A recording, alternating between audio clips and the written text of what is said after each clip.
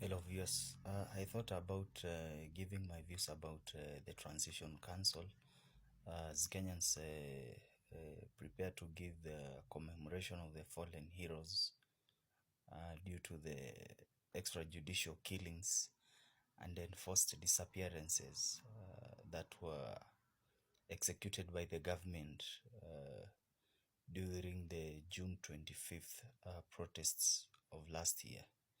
So basically, a transition council is what I would call a caretaker government. Normally, it's a body that is constituted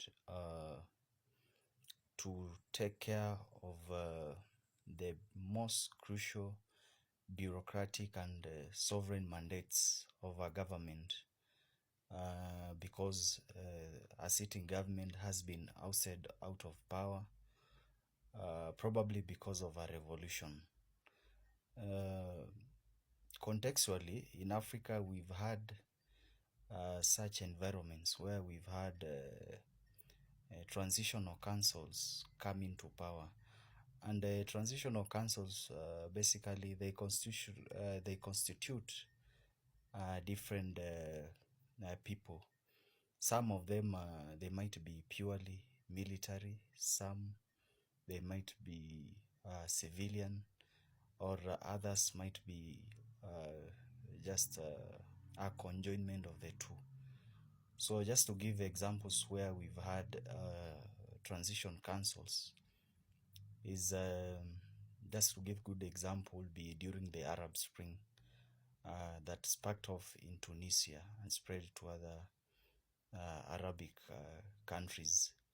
So one of the countries that had a transition council was Tunisia, after the ousting of power of Zine Ben Ali, who had been in power for over 20 years. Another transition council was in Egypt after the ousting of power of Hosni Mubarak. We've also had transition councils which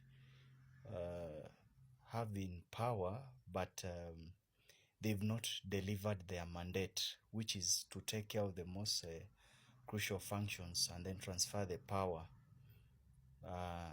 to the government, mostly if the people go into elections and elect a new government. Just to bring this concept closer home, a good example is Sudan. After ousting of power, so after the toppling of the government of Omar al-Bashir, there was a formation of a transitional council government in Sudan.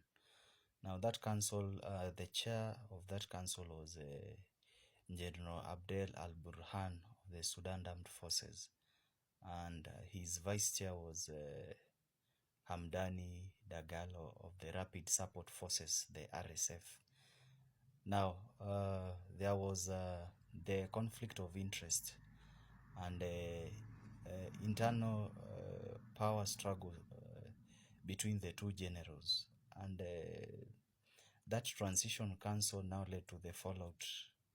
And now that civil war that began in April of 2023, it has plunged Sudan into a bloody conflict that has been there for a very long time. So supposedly Kenya was to have a transition council.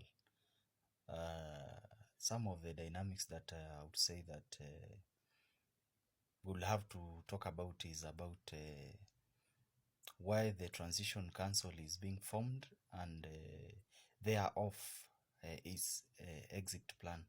So firstly, we must look at the internal dynamics of the political system in Kenya, that the revisionism that the youth are agitating for, the reforms in the social, political, and economic sectors in Kenya, because the youth has been systemically excluded in active civic engagement and governance process. So basically what the youth are agitating for is a decentralized policy making process where they are actively involved, and that would mean a holistic inclusion process, which is a stark contrast of the classical way of civic participation, which is just a rubber stamp of the civic participation process. The other aspect of the revisionism is representation.